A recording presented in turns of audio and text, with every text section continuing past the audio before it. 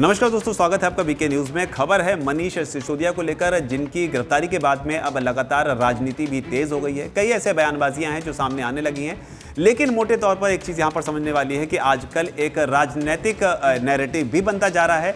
जब भी कोई एजेंसी अपनी कार्रवाई करती है, इसे मोटे तौर पर यह कह दिया जाता है कि यह राजनीतिक कार्रवाई है और केंद्र सरकार जो है वो विपक्षियों को या फिर विपक्षी दलों को दबाने के लिए इस तरीके से सीबीआई, ईडी और दूसरे जो एजेंसियां हैं उनका इस्तेमाल करती है। हो सकता है केंद्र सरकार ऐसा करती हो, लेकिन हर बार ऐसा हो ऐसा ज़रूरी नहीं है। लेकिन अब सिसोदिया की गिरफ्तारी के बाद में अरविंद केजरीवाल का बयान तो आना ही था, उनका बयान भी आया है। उन्होंने क्या कहा है वो आपको बताते हैं। और इसके अलावा एक जो बड़ा बयान सामने आया है वो आया है संजय राउत का बयान, जो कि शिवसेना नेता हैं। उन्होंने भी बयान दिया है, लेकिन उनके बयान को, दोनों के बयानों को जानने से पहले आपको ये बता देते हैं कि अभी कुछ दिन पहले ही अरविंद केजरीवाल ने उद्धव ठाकरे से उनके घर जाकर मुंबई में मुलाकात की थी।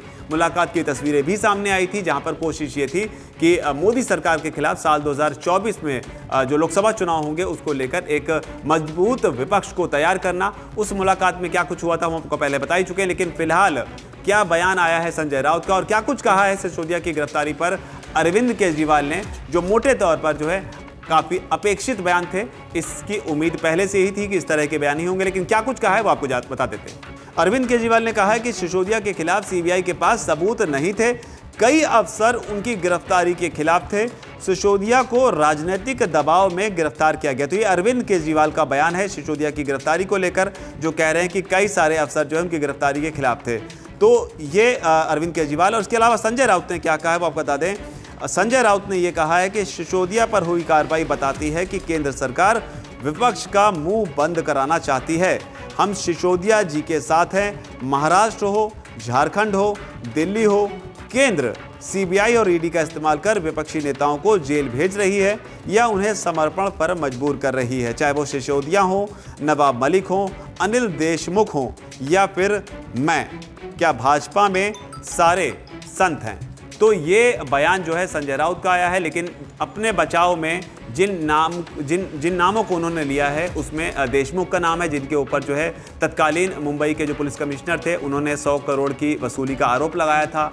संजय राउत ने अपना खुद का भी इसमें नाम लिया और भी कई नेताओं का नाम लिया और कहा कि सिसोदिया की गिरफ्तारी जो है वो राजनीतिक है और ये केंद्र सरकार विपक्षियों की आवाज़ को दबाने के लिए ऐसा कर रही है।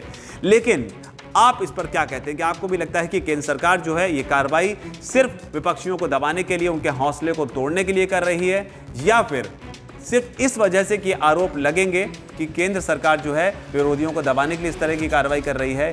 किसी भी कार्रवाई को ना करना, ये क्या कोई विकल्प हो सकता है? आपकी जो भी राय हो नीचे अगर कमेंट सेक्शन में अपनी बात को आप जरूर लिखें। धन्यवाद। वीके न्यूज, राष्ट्र के नाम।